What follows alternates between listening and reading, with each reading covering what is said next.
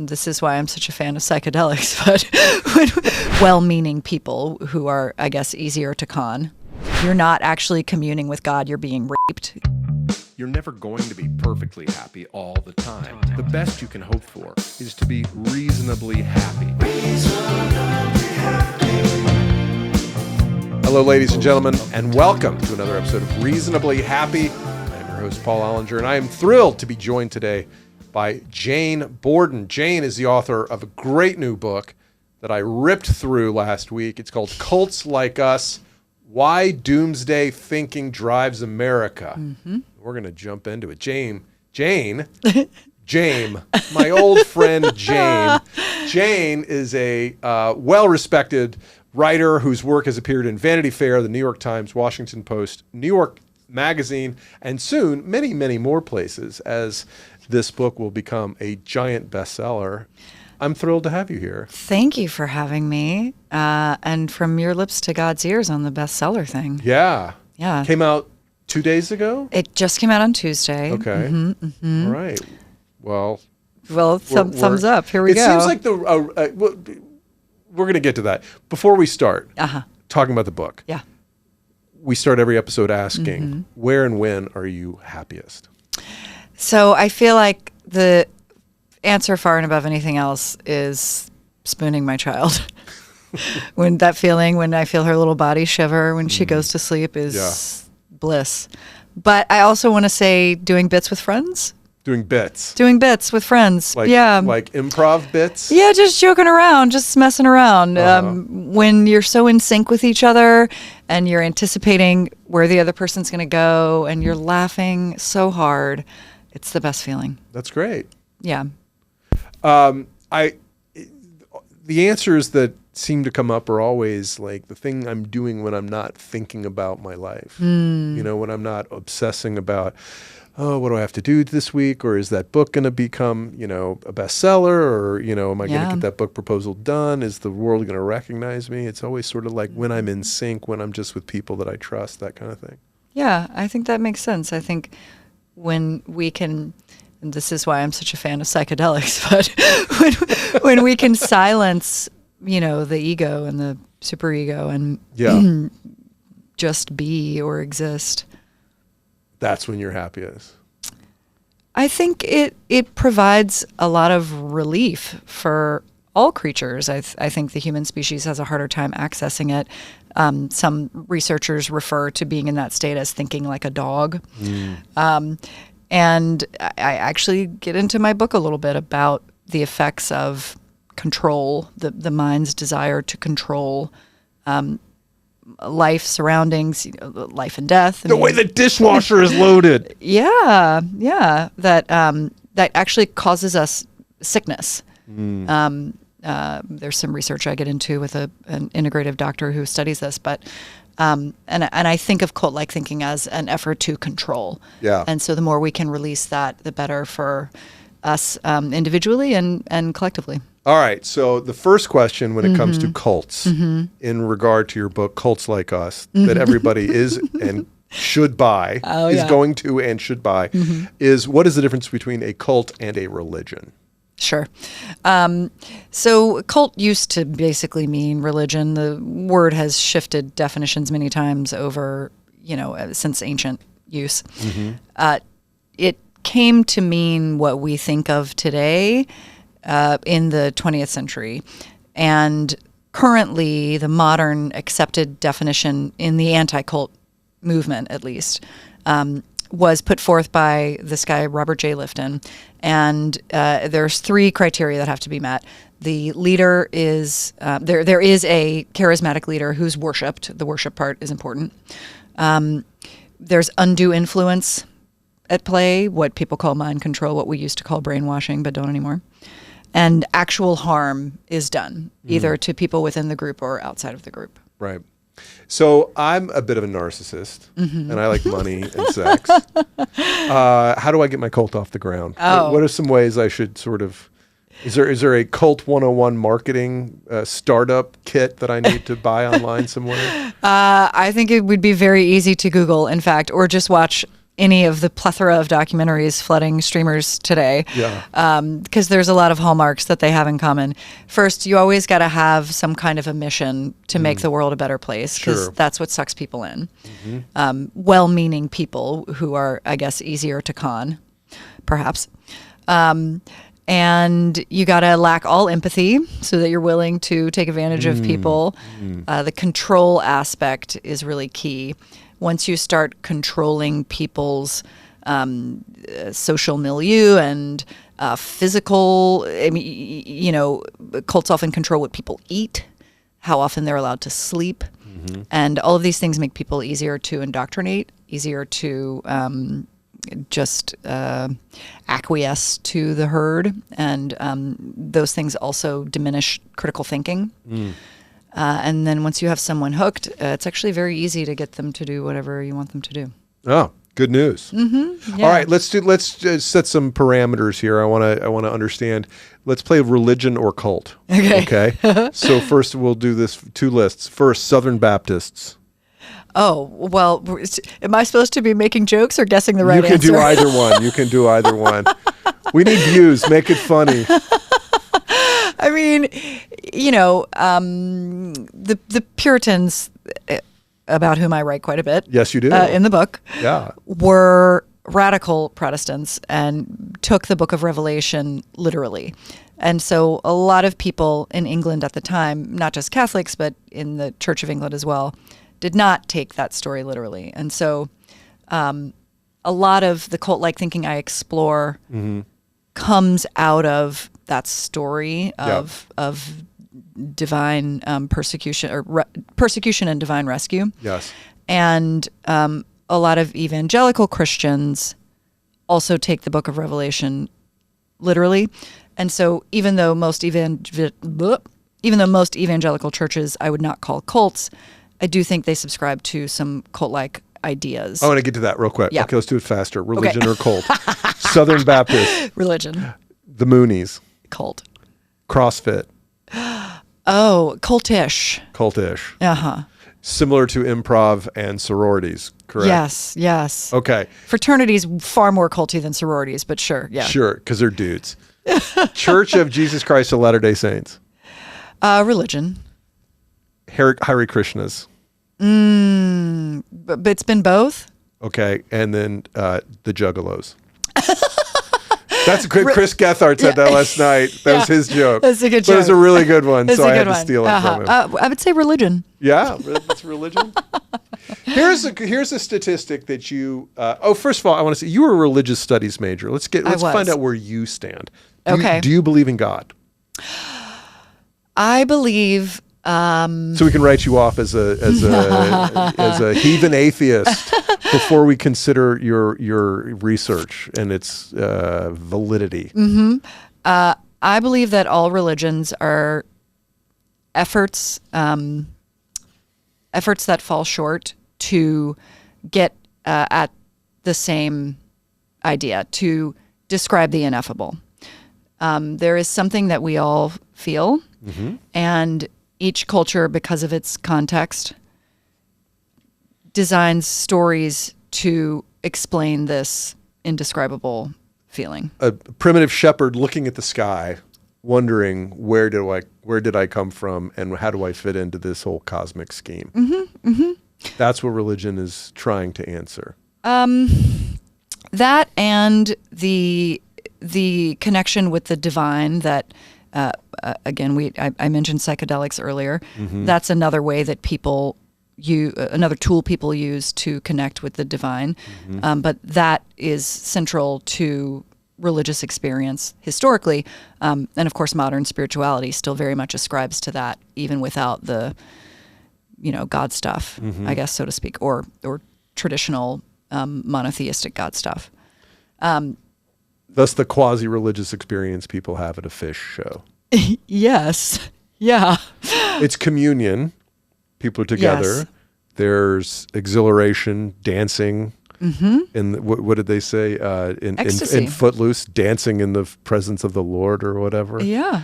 And your mind is entering a different plane. And your mind is entering a different plane, and you're able to connect and experience things that the ego typically keeps us from sensing. So I'm very interested in all of that.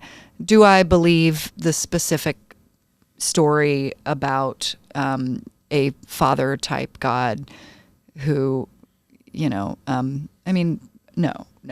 Okay. I think they are beautiful stories and heroic efforts to describe something that's in fact ineffable. So mythology, basically. Sure. Okay.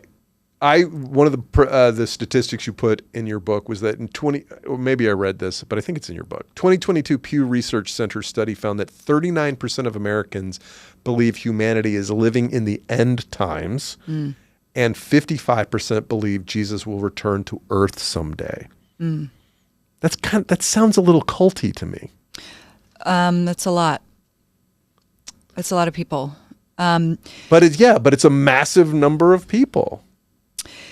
I remember a quote from one of my professors in college saying that we always are living in apocalyptic times. We're always in end times, which is to say that some contingent of people feel that way, or at least have since the development of apocalypticism, which some people trace to Zoroastrianism, just not that long before the Hebrews caught on to it and it became the Jesus cult. Some people trace it back farther to ancient Egypt. But at any rate, it's a relatively new development, historically speaking, this idea of, and it's very much connected to monotheism. They go hand in hand. And so when it really bubbles up to the surface, and I think that's happening now, is during times of crisis. Because when people are desperate, they want to be saved. I mean, it's really that simple. They feel persecuted. For the book of Revelation, for example, the Jews at the time were being persecuted by the Romans horrifically, and felt, but why would our God forsake us? Something's going to happen. Our enemies will be punished. We'll be saved. And when you are in such a state of crisis and you hear that, you grasp at it because you're desperate.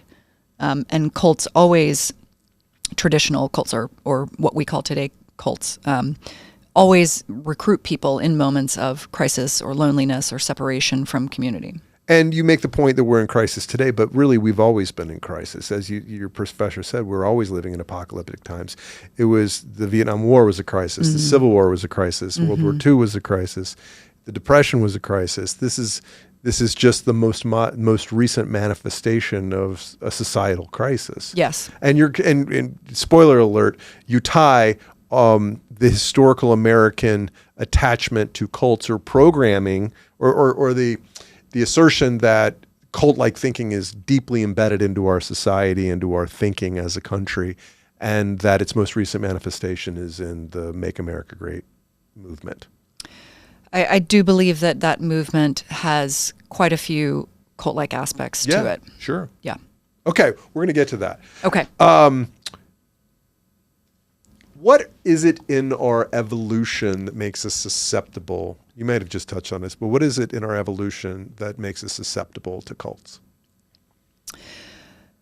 Us versus them thinking.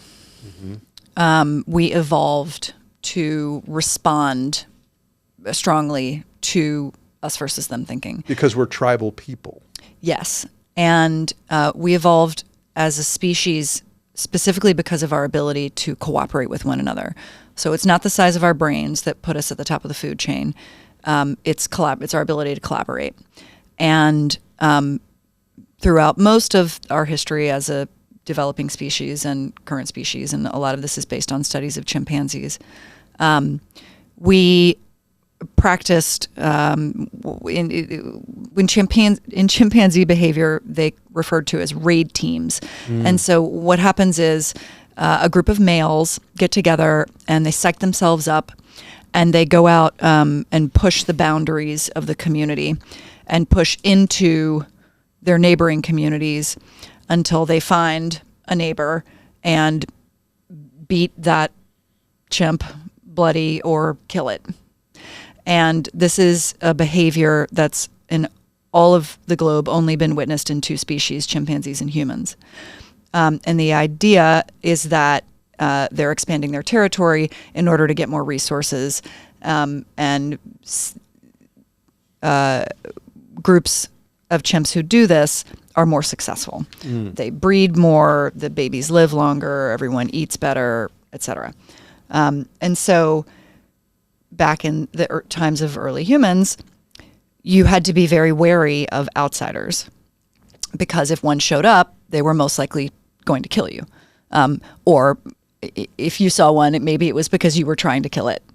And so groups that could cooperate better, either to defend themselves against attack or to effectively attack and conquer, are the ones who passed on their genes. That's not the only way we developed cooperation, but it's the big one. And so throughout... Charming chimpanzees also passed on their genes. Yes. Perhaps not mutually exclusive to the most dominant ones. Oh. I don't know. I just made that up. Or do you come from a charming chimpanzee, I don't know. Paul? Like I said, I'm a narcissist. I don't know. Partially anyway. So people have historically gone to great lengths to distinguish themselves from outgroups. And, hundreds of years ago, that might have looked like babies were kept in little wooden... They almost looked like little caskets without lids on them. Oh, and the idea lovely. was that it flattened the back of their skulls. And so you immediately knew, based on the shape of someone's skull, whether they were in-group and out-group. And, it's not a coincidence to me that when the victims of the Heaven's Gate mass suicide, I think we're calling it a suicide at this point, but I still think they're victims. Here. Well, yeah. Jonestown is not a suicide, but I think Heaven's Gate was. Yeah. They didn't think they were dying. They thought they were going to the spaceship. But anyway, they were all wearing matching Nikes. So there's all sorts of ways that we distinguish ourselves in group and out group. Yeah. And I think when a demagogue or con artist or cult leader or dictator manufactures a them to a group of people who are feeling threatened and under attack, perhaps because of chronic lack of resources, because the billionaires are taking all the money, it's very easy to activate them, to activate that us versus them thinking, and to get them ready for battle. And I think that's what happened on January 6th. Well, let's go back in time. Let's talk about the Puritans. Okay. Because there's cults in our history that we might not think as being cults. Everybody, well, there's the ones we do know, from Manson to the Branch Davidians, but to the Puritans and the people who make lovely flatware in upstate New York. So tell me about the Puritans. So the Puritans are, in my opinion, were a high-controlled doomsday group. Doomsday just meaning they believed the end of the world was near. They were actively trying to bring it on. That was sort of their whole thing. Can you imagine if Jesus came back to Boston? When he was like, hey, kid, I'm back. Well, and the Pilgrims were originally going to where Staten Island is now, so that could have been the birthplace of a nation. Yeah, Pete Davidson and Colin Jost are the host of Revelation. Yeah, Staten Island. I would watch that. So they're thinking Jesus is going to come back to Boston. And actively trying, what can we do to bring this on faster? And how do you beckon the Lord to come back? Well, they had a list. Yeah. They had a to-do list that had been worked out by this monk in the 13th century. I'd have to check the date, of specific things, criteria that had to be met. Jesus was like waiting, come on, you guys. One of them was to expel the Muslims from the Holy Land. From Vermont. The 1600s settlement of Muslims in Concord, New Hampshire. That's right. Yep. They were after the grapes. One was to rediscover Eden. I don't know why. I'd have to look into that. One was to convert everyone in the world to Christianity. So these had been, again, these were a couple centuries old by the time the Reformation came about, but people still believe this stuff and still thought that by separating from the Catholic Church, by purging the church of these impediments between people and God, that would bring Jesus down faster as well. They thought that the Catholic Church was in cahoots with the Antichrist. And this swinging thing with the smoke. I mean, it's a clue, Incense. right? Yeah, it's a clue. Yeah. I did that as an altar boy for years. Okay. Yeah. What was that like? Not as interesting as you might think, but that's just how I was raised. I mean, I would think that would be the cool thing to do if you were a kid in the church. That's what I would want to do. My parents we were very active church members. My mother actually worked at the church. So all my brothers and sisters went to the grade school where she worked, and then the high school, the diocesan high school. So we were very much raised Catholic. Paul, do you believe in God? I do not. Okay. And which has been a more recent. When I moved back to Atlanta, and when I was 42, I had kids, and I sort of was trying to recreate my childhood and taking my kids to mass and all this, and sort of I just found myself getting claustrophobic at church, and then I realized I was just sitting there going like, I don't believe any of this. Like this isn't true. This is myth. That guy on stage can't turn bread into the body and blood of some guy who lived 2,000 years ago. I don't buy it. And it was socially very painful to come to this realization that I don't want to be it's not that I didn't want to be a part of the community. I couldn't, I was disqualified from being a member of the community, because when you state the Nicene Creed together, you state a list of beliefs. And it was like, I believe in one God. And it was like, and then it gets more specific the further you get down the litany. And I was like, I don't think I believe the top one, let alone being born of a virgin and ascending into heaven and will come again in glory, blah, blah, blah. Yeah, it's the specifics that get me. Generally, I consider myself agnostic. But I would say agnostic too, but as Jim Jeffries says, you wishy-washy motherfuckers. Take a stand.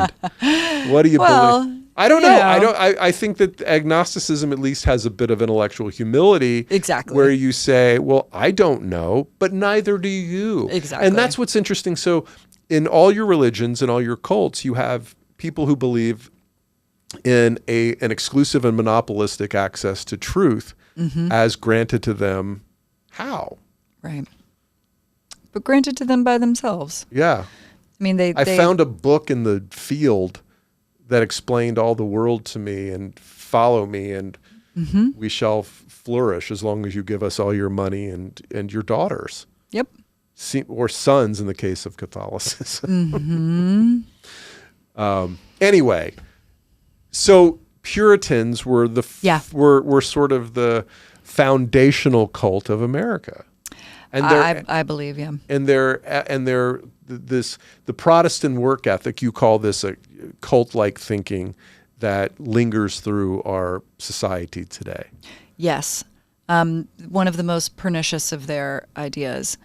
And to be clear, the Pilgrims and the Puritans, who were, of course, different settlements, the Pilgrims were separatists, the Puritans were not. They wanted to purify the church. And neither of these groups called themselves that at the time. But they were all radical Protestants, and the ideas I explore in the book were shared by them both. Radical Protestants. Radical, hot Protestants. That's what they were called, hot Protestants. Was that really what they were called? Yeah. I went to college with some hot Protestants. Yeah. Having a party. You Presbyterian girls, you. Yeah, they believed that hard work was the way you worshipped God. That God specifically made us in order to worship Him, which problematic idea from the start, in my opinion. Narcissistic deity, doesn't it? Yeah, needy fucker. But at any rate, so they thought, well, we got to work all the time then, because we got to worship Him if we want to be saved. I mean, they believed that God had already chosen who wasn't going to be saved, but it got a little messy. So at any rate, they were working all the time. I believe that hard work is definitely an avenue to happiness and fulfillment. Sure. In the sense that, well, this is for me speaking personally. I'm the most happy when I'm the most productive. I don't think it makes me, closer to God. I think it makes me just sort of more fulfilled in how I spend my time. Have you investigated how much of that is you and how much of that is American culture? No, I haven't. There was a great quote, and I won't remember it exactly, from a European visiting America complaining that there was no one there interesting to do nothing with. Who was that? De Tocqueville? No, but he had This is he's some got some more great recent quotes guy. about America too. Yeah. We're obsessed with work in America. And again, not necessarily anything wrong with that. The problem happens when people exploit that tendency for their own gain. And so For example,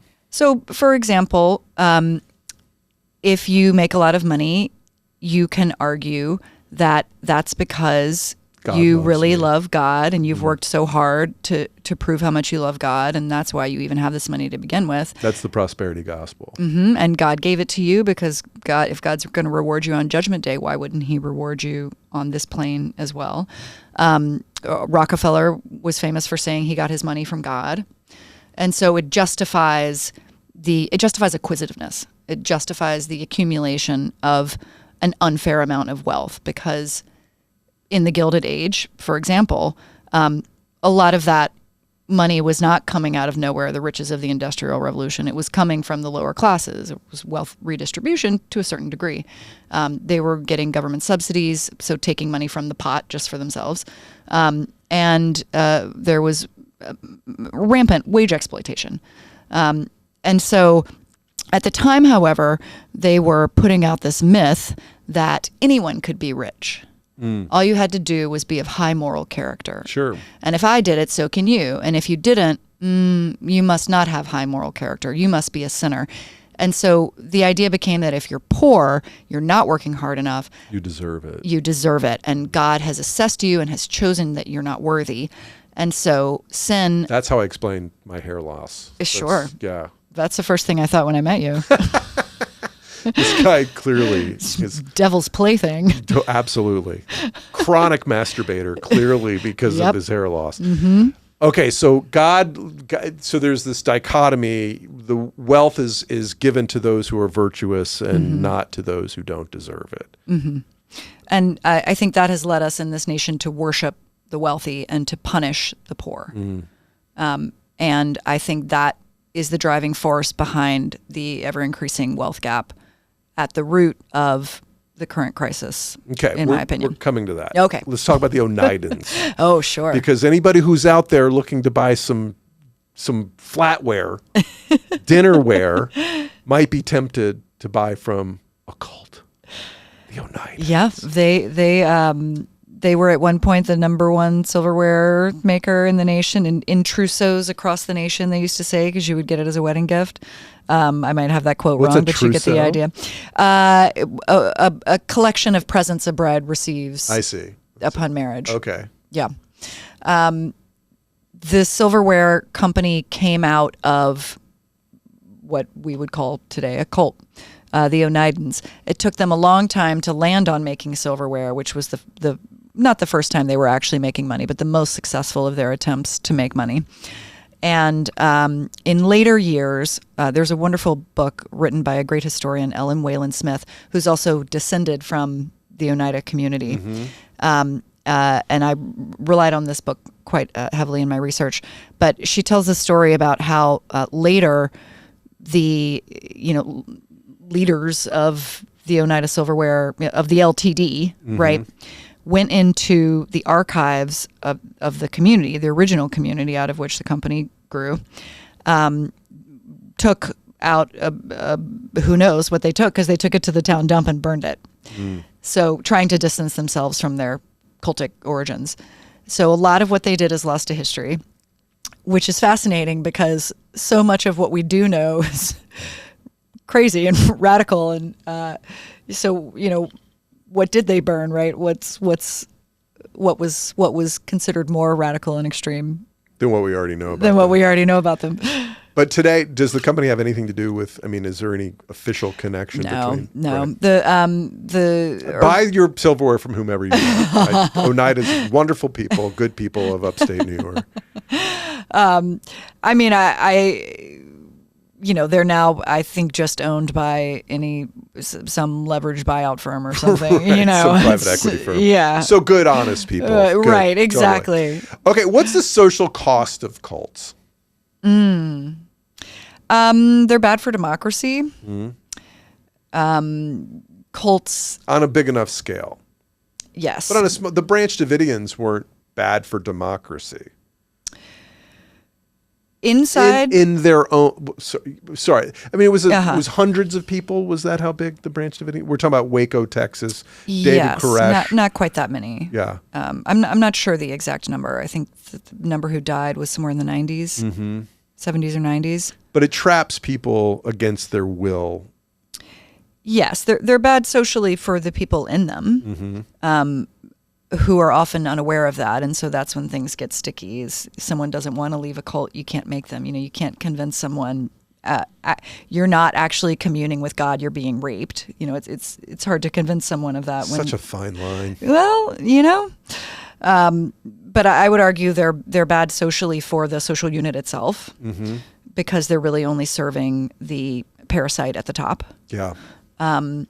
I think they're bad for the surrounding community because often that us versus them tension is created.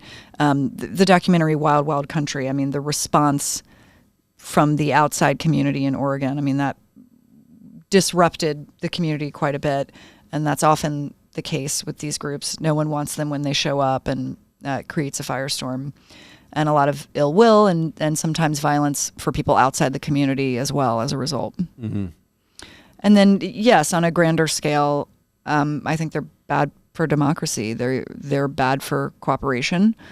They lead people to think selfishly. So a lot of for example, around Y2K, a lot of these fundamentalist churches that some people would consider cults latched onto this idea of Y2K, that the world was going to fall apart after midnight on 2000, and amassed weapons and amassed food. And the whole idea was these are for us, and because there's going to be all these desperate people out there and we're not going to share with them. So, that's not really helping your neighbor either. But that was one of those, Y2K is a great example because it's a specific date and a specific time, very round number. Jan 1, 2000 was a fun number to latch on to. Plus there was all the rumors that all the software was going to go down and there would be calamity and the grid would collapse and all that. But most of these, or many of these cults have in common a future event, an end of times event that is going to happen on fill in the date. And then what happens? Of course, that date comes and goes without any huge event, and they just kick it down the road a little bit. Where is, I'm not sure what my question is about that, but I mean, it's even comes back to sort of what we're talking about, but the second coming of Jesus. And it's like, well, there's been all these predictions that he was going to come again at times in the past, but he hasn't shown back up to our knowledge. And yet they just keep saying, well, it's going to happen again at some point in the future. Is there a point where people lose faith and finally just go like, this isn't for me, walk out? Yes and no. So after a failure of prophecy, which is the fancy term failure for that. Of prophecy. Yep. That's what sociologists call it. An FOP. An FOP after a FOP. A group always sheds a certain number of members. I think it's about a third. I mean, this stuff it's somewhat predictable. Yeah. Everyone who stays digs in their heels even more. Oh, right. Yeah. And this term came to be from some sociologists who studied a group, I think it was in the 50s, the Seekers. This woman, Dorothy Martin, said, there's going to be a flood and et cetera. It didn't happen. And what they witnessed among people was what they coined the term cognitive dissonance. Yes. Because they saw people holding two ideas in their heads at once. One, this prophecy, and two, the reality that they could sense with their five senses. And some people found a way to bring those two back into harmony with one another, and they stayed in the group. And others were like, oh my God, oops, and they left. But there's also this cognitive tendency we have to double down on our beliefs, even when presented with evidence to the contrary, that we we go, no, I believe in even more now that you're challenging me. There's some fascinating research into what's known as knowledge resistance. And that's a fun term. KR. Yeah. KR. I was going to say NR, but anyway, never mind. The basic theory behind that is that we are a social species. We evolved to live in groups. We discussed this a little bit earlier. Yeah. If you got kicked out of the group, I mean, it was certain death. Yes. Right. Good luck in the tundra. So it was advantageous for us to hew toward the herd. And studies show that people will always believe whatever their peers believe if it's a group that they identify with and want to be a part of. And we can't really help it. And it doesn't have anything to do with how smart we are. Well, that's what I was talking about leaving the Catholic Church is like there is a feeling of being an apostate. And as somebody who's always kind of felt like a team player, it's my inclination is to want to be a part of a group or that group that I was, that I still have hundreds of friends, associated with, but I'm just like, I can't be a part of a group if I absolutely can't buy the fundamental tenets that bind that group together. Although I know many of those Catholics who are just like, just don't ask questions, just go and say the prayers and do the thing and be a part of it. And like, why do you gotta upset the apple cart like that? Because it's about community. And look, I baptized my daughter in the church I grew up in because that community is important to me and my family and my friends in that community. And I wanted the ritual of it is important to me. I think it's beautiful. I love all that stuff. I don't have any disdain for my religious upbringing. Does that make me a hypocrite? I don't know, but I wanted to have the community part of it. Yeah. And that meant going along with the doctrine. I certainly understand both ways of looking at it. All right, let's talk about MAGA. Why don't you love America? What do you have against freedom, Jane? It's just the squawk, the way the eagle squawks. It just gets under my. I would say that MAGA doesn't love freedom, Paul. That would be my counter. Okay, we talk about you mentioned early in the book. You talk about there are 7 credos most pervasive and problematic with cults. The very first one is our innate desire for a strong man to fix our problems and punish those who aggrieve us. That might be the most tight statement of what MAGA represents in America today. That sounds right to me. Tell me where you think this comes from. Well, those 7 specifically are Puritan. Okay. Doomsday ideas. Yes. And that are still pervasive in American society. Where does the strong man come from? I think it's the narrative of persecution and divine rescue. I think it's very comforting when you are in crisis and you feel that your group is under threat. What is the crisis his group is feeling and who's threatening them? I would say 51% of the country voted for this guy. And there are a lot of different reasons why people voted for him. And that's why I'm reluctant to call MAGA a cult, because a lot of Donald Trump's followers would not be. But at any rate, 51%, yes. there's a spectrum, right? Yes, and yes. some are many. You could even call it QAnon of that group. Sure. Okay. I would say, with the qualifier that a lot of people who voted for Trump, I think, did so because they are wealthy and want more money. I would say that for the most part, the crisis this group is facing is chronic lack of resources. People are out of work. We've watched since the Reagan administration, people have drained their savings, had to take up extra jobs, have to take on debt again and again and again. And because we think that working is good, I mean, you remember George W. Bush in that town hall with the woman who was saying, like, I have to work 3 jobs. And he was like, get to, more or less, like, what an American. So we haven't understood the crisis. Meanwhile, we've seen all of this money move to the top 1%. And I think that's led people to desperate thinking. And I think it's very easy in moments like that to, again, fall prey to us versus them thinking when a threat has been manufactured, which the far right has done expertly. Who's the other? The liberal elites who want to take everything from you and give it to black people. And yet more black people and Hispanic people voted for Donald Trump this time than in the previous election. Certainly Hispanic. I'd have to do some research, but I thought the numbers for black people were about the same. So do you think that both well, I'll make this as a statement. It seems to me that both parties have gotten more extreme in the last, call the last 15 years, perhaps due to social media. And that the thing that people are pushing back against, moderate swing voters, I voted for Obama, I voted for George Bush once, I voted for I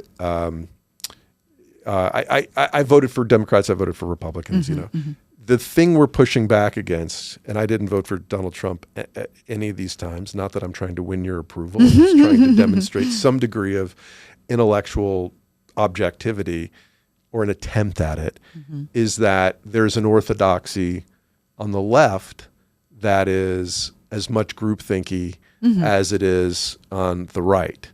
And Absolutely. and it's identitarian based. And you say that cults come out of blaming others or a sense of victimhood, that let's call it the stereotypical working class white man is a victim to NAFTA, he's a victim to DEI, he's a victim of all these things. But you could also say that the left has become orthodoxical or has an orthodoxy around identity or around resistance to the patriarchy, things like this, that person is just like, what are you talking about? I'm a white male and half my friends are addicted to Oxycontin and none of us have any assets. So do you see any of this thinking on the left or do you only see it on the right? Certainly. Cults and cult-like thinking are fueled by division. And the more divided we've become politically and culturally, the more prone we are to ascribe to these ideas. And I do think that's largely a result of social media, though not exclusively.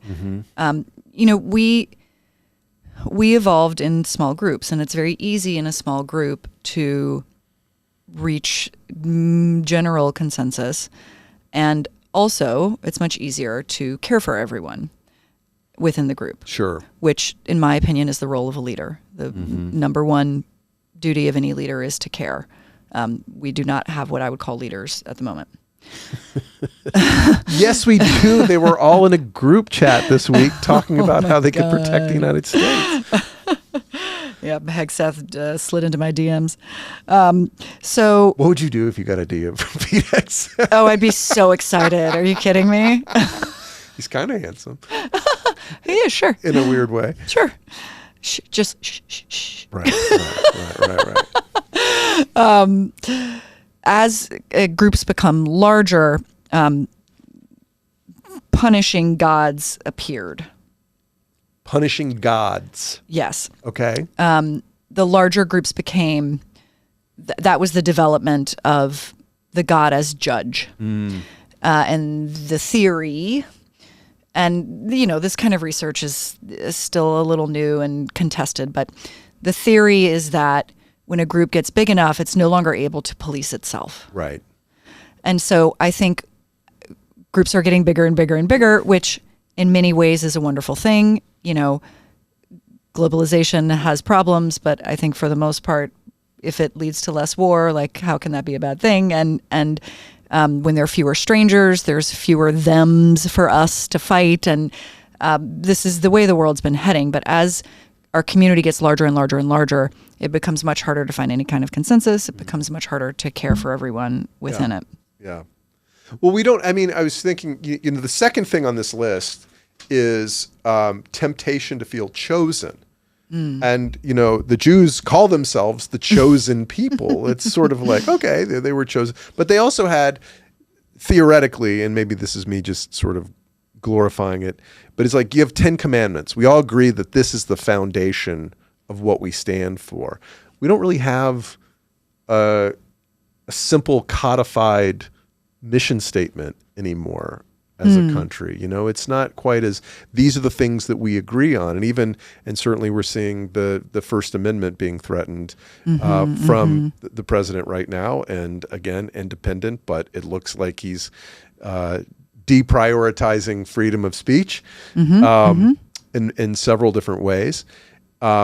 It's like we don't have one thing that binds us together as a country, and I don't believe we need a good war. But one of the things that exacerbates that is, as you talk about, is a sense of anti-intellectualism, which, when paired with our evolved tendency to resist any information that contradicts our beliefs, leads us less inclined to have reasonable conversation and critical thinking within our group to say, this is what we believe. Could we possibly be wrong? Yeah. On either side. Yeah, I agree.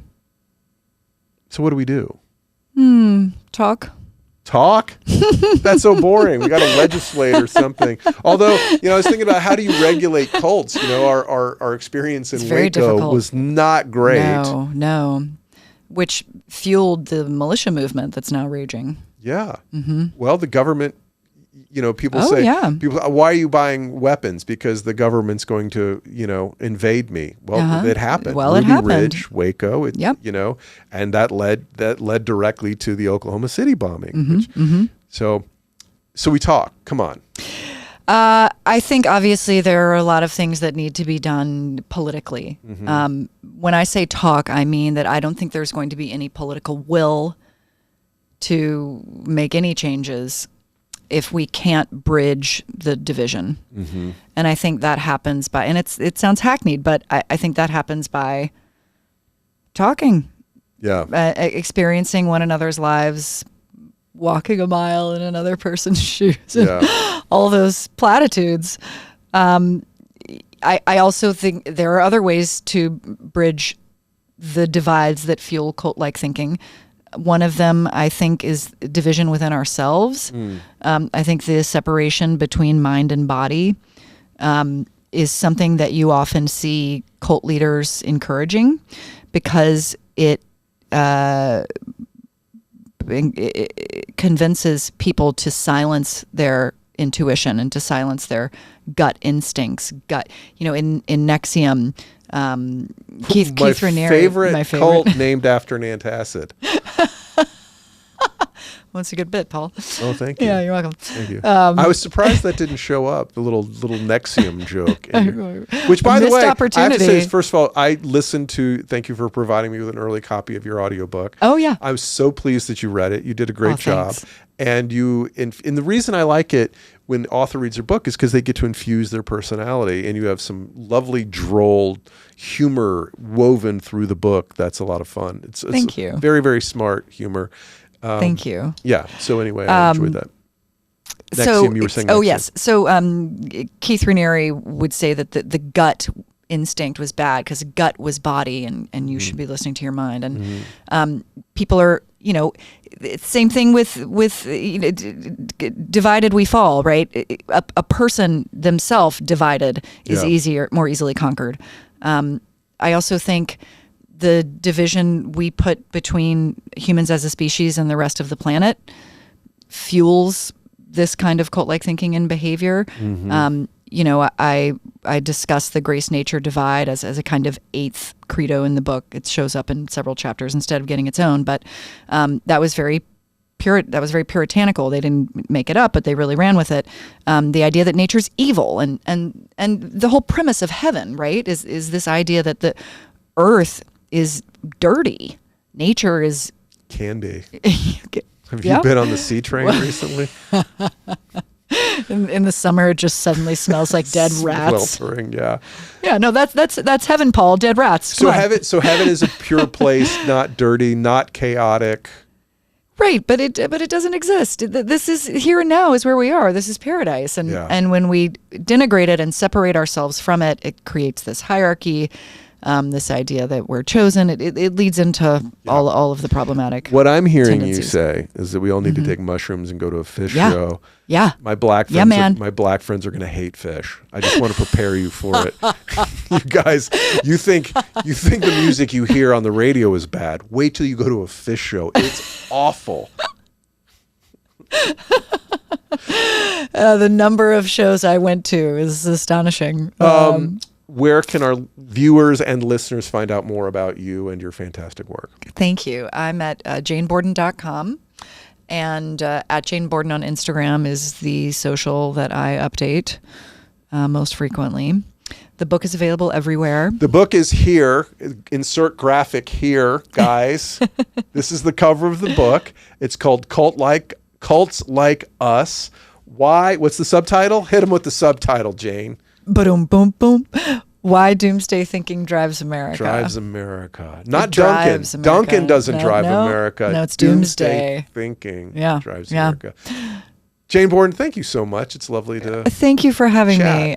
I really appreciate it. I'm eager to spread the word about this because I'm trying to reveal the magic trick.